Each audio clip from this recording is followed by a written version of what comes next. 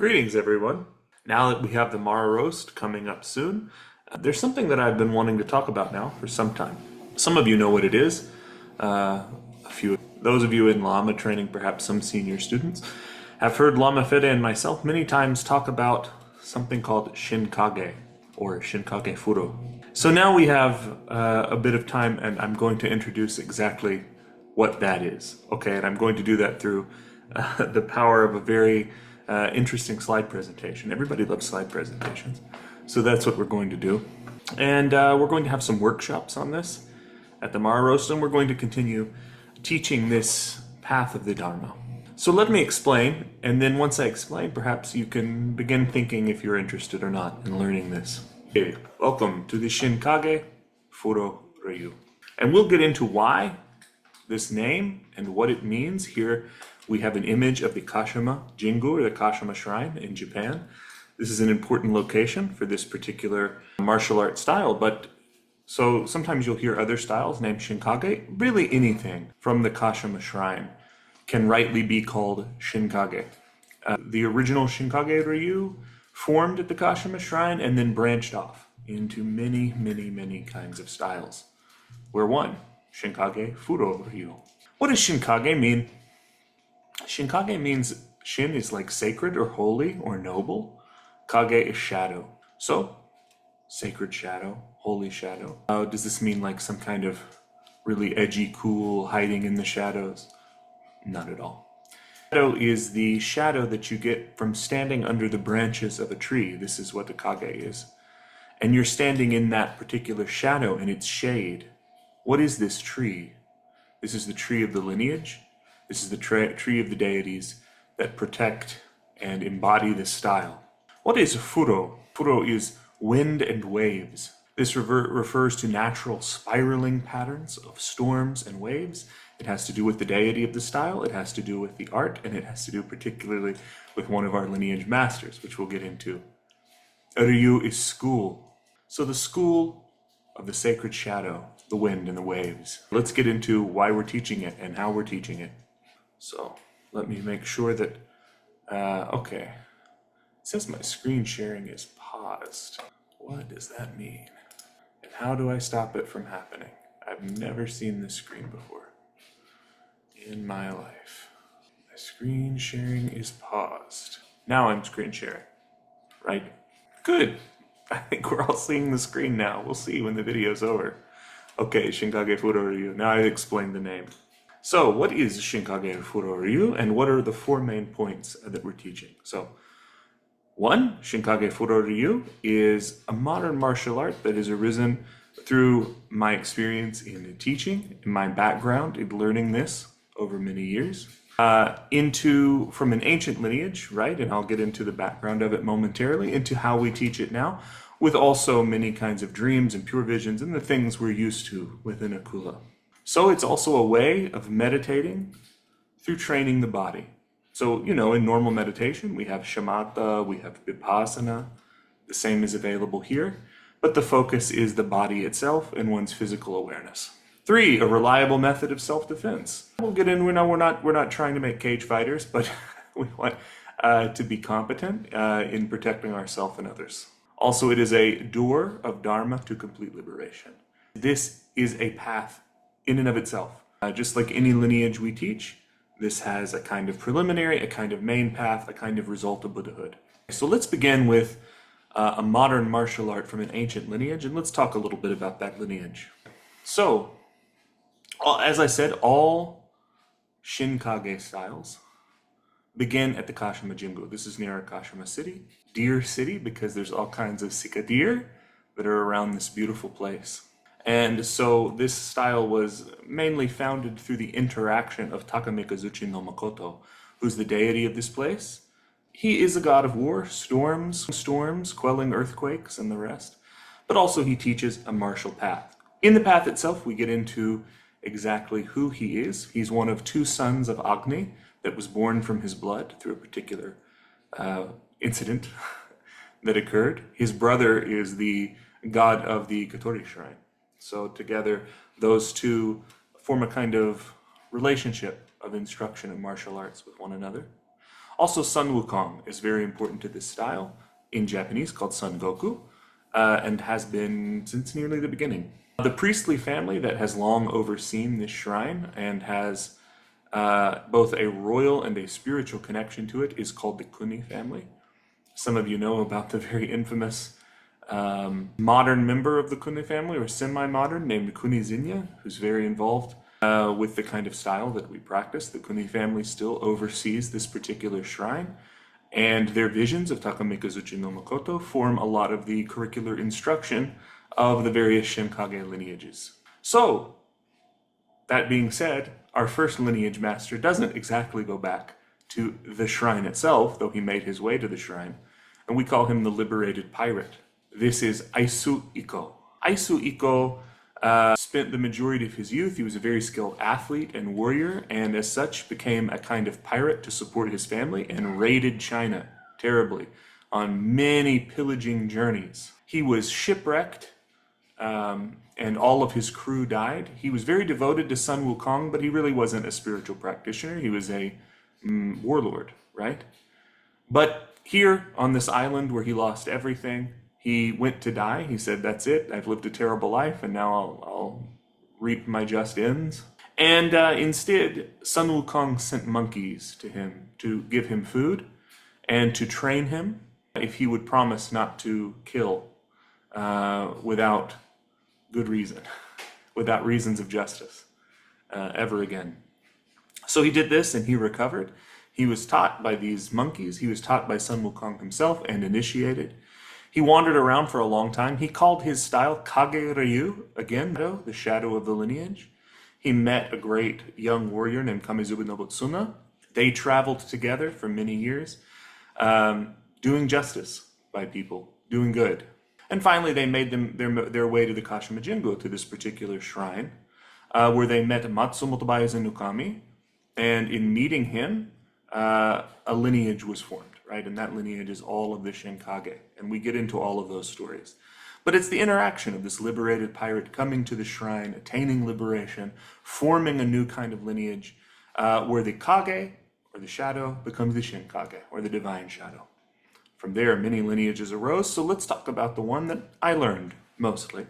And that way we can bridge the ancient to the modern. So when I was still in high school, as you know, I'm originally from Texas, but I didn't live very long there, and spent most of my time growing up in the Atlanta area until my family moved to Athens, Georgia, where I eventually went to the University of Georgia. But before that, when I was still in high school, I began to get involved in, with the permission of adults, into the UGA Kashima Shinryu Club. So Kashima Shinryu is one of many koryus. Koryu is a traditional martial art. It's not a Gendai Budo, which is a modern martial art, but as a koryu means ancient martial art. Ancient martial arts are defined by a different didactic system of teaching, by having initiations, much more formal and ancient approaches to transmission, which we would understand, right? And one of these Shinkage lineages is the Kashima Shinryu from the Kashima Shrine. So I learned there for many years, and you can look him up, of course. He's one of the foremost professors of Japanese feudal history, Dr. Carl Friday, who's a Menkyo Kaiden, or was, he's retired now, from both academic and martial teaching. He lives in Japan now, he moved to Japan. Also, there were two other main senseis or high-ranking practitioners who taught there, Sensei John Hill and Sensei Lorraine Fuller.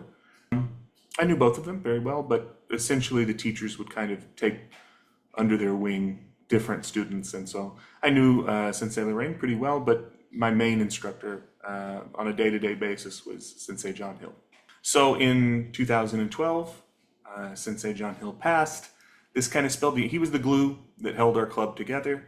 Dr. Friday returned to Japan to teach. I know there's not an official club. If there is still a club in Athens, it's just Dr. Fuller and longtime students. I didn't stay at that point.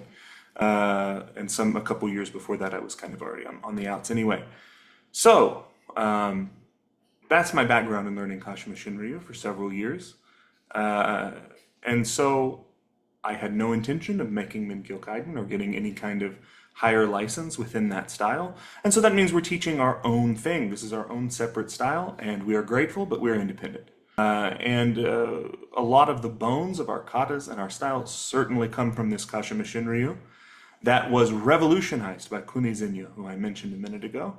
He revolutionized the kata, the way they're taught, the way they're understood. And so we use much of his teaching, but we teach it in a bit of a different way. So no one should come to us looking for Kashima Shinryu instruction. I can't give anyone license in any, even the lower ranks, I won't give anyone license in Kashima Shinryu. So everything I give is through Shinkage Furo, a new style that's been born through experiences. So for many years I didn't practice this. I kind of retired from it.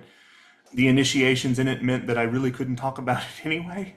We were told to the degree that we couldn't even mention that we were formally involved in martial arts. So if anyone said, like, have you ever done a martial art? I could say, well, as a kid I did Taekwondo, which is true. But I couldn't really fully mention Shinkage Ryu or Kashima Shinryu in any depth. Those closest to me knew the name, but I didn't teach it at all and wasn't interested in doing so. It was 3 years ago that I started dreaming of my teacher who passed, Sensei John Hill. From there, I began dreaming of the deity, Takamikazuchi no Makoto, and so it arose that maybe I could help others through this system of instruction, just as I did any Dharma I learned. And through a lot of considering it, I realized, well, there's really nothing that arises to us that we shouldn't try to use to help others. And for many years, this was a very big part of my life and a very big part of the community that I was in. And I cherish it very deeply. So if I can give back in a way that values that instruction and that community and form a community with others who are interested, then these experiences can be transformed into something liberating, not just my own personal experience, but something that can free others from suffering. And so this is a sort of revival through pure vision and also through these past connections of many years of training in Kashima Shinryu. Now, Shinkage Furoryu for us. So we have begun teaching it in a modern way. Hannah's been training for a year and a half, maybe a little less, maybe a little more. Lama Fede has been training for a while now as well. And so we're using the traditional kata that we learned, but we're bringing them to bear in a modern way, modern methods with all kinds of safe sparring and fun. There's a variety of weapons we teach, from the sword to the bow to the jo, to the tasen, to the short sword or knife, yari spear, naginata, mainly the sword though, and mainly jujitsu. That's really the core of it. But the other weapons are fun and they're a part of the curriculum.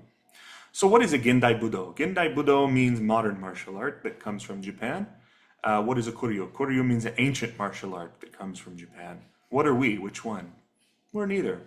Because we have a lot of the methods and the rank structure of Koryo, we have a lot of the sparring and the kind of fun competitive aspect of I kind of have coined a new term for what we're doing called Ima Budo, right? Which is Buddha, martial art of right now, Ima, right now, wherever we are. So it's a teaching for our time. So what are the benefits of meditating with the body? Well, the first benefit is physical conditioning. I am by no means in the peak time of fitness for my life, but I try to be, and I think everybody should strive to do something active, and so you can stay active, keep in good shape, and get active. But more than that, it's like, in shamatha, when you meditate on the breath, here the single point of focus becomes the body. So the body with the breath will become your shamatha in training, and it will sharpen your mind. And then there is relaxed awareness, right? So the more you train, the more natural it becomes. And then you begin integrating that naturalness of you're aware, but you're not tight, you're not stressed, there's not anxiety. And so you can really get insight into phenomena as they arise. And you can be able to, just like the insight of Vipassana, see the nature of reality and the links of interdependence.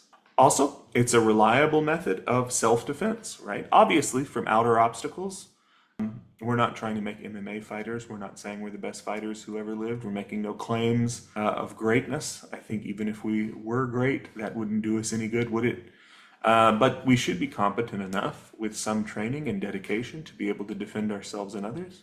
But also the outer obstacles of distraction, essentially, in our lives cause us to constantly fall for all sorts of things on social media and certain emotional realities. And so we're able to overcome the inner maras as well, which are the 5 poisons, and defend ourselves from those. And ultimately, the secret mara, the ultimate mara of selfishness, that's what we're really trying to overcome in all of this.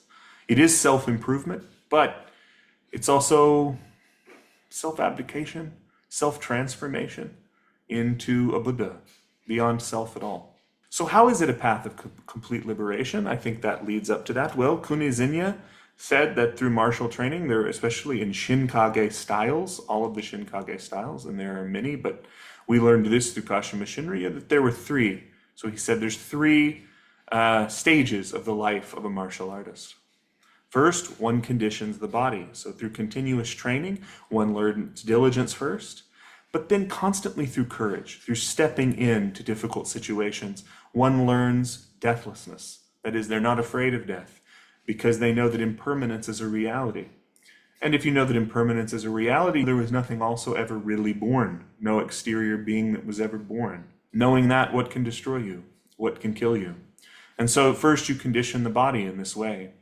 Second, he said you build community. First off, yes, that means you have friendships, you have relationships, you build a fraternity, but ultimately that means you turn and live a life focused on others. Finally, he said, realize the nature of phenomena. This was the highest goal for the martial artist. So you understand your own nature and the five arising elements are totally inseparable. Through this path, you can really do that. So it's like any other path we teach. So we hope that you will join us, that you will learn more. We're going to have a 1-hour lesson at the Mara Roast. You'll have to sign up. Go to the website, contact Lama Fede and myself. We'll have a sign-up sheet soon, but we wanted to give some background on what it is, what we're teaching. Just to say a few more words about it. It has very traditional ranks. They're called scroll ranks. It has ranks that are called initiated ranks. So there are initiations in this. Into Takamikazuchi as a protector. There are all kinds of magical applied rituals one can do in the initiate phase. This is during the part where you build community. Part of that is doing rituals to help the community overcome obstacles. So just to say a few words more about it, this is a full method of training, right? Starting from the very beginning, you learn the Kihon Tachi, which is a way of purifying your own elements and your environment and harmonizing the spirits. If that's all you ever learn, that's the gift of the school. Anyone can come learn the Kihon. That's like the Nundro, if you're used to our normal kind of training. All the way through learning from there, everything is connected to that. Just like everything in other paths are connected to the Nundro. So everything is really connected to the Kihon. And you learn distance and timing and coordination. Great things for your body. Great things to stay in shape with your mind. And finally, there's the Shoden, Chuden, Okuden levels of initiation, Kaiden and Menkyo Kaiden and the rest. So again, very Koryu-like structure to the rank and to some of the katas, very modern structure to the way we teach, the way we apply, the way we have some fun and relax. So we hope that you join us, contact us, get involved. If you like this way, this system of training, it's here for you now. It's open to learn. Sarva Mangala.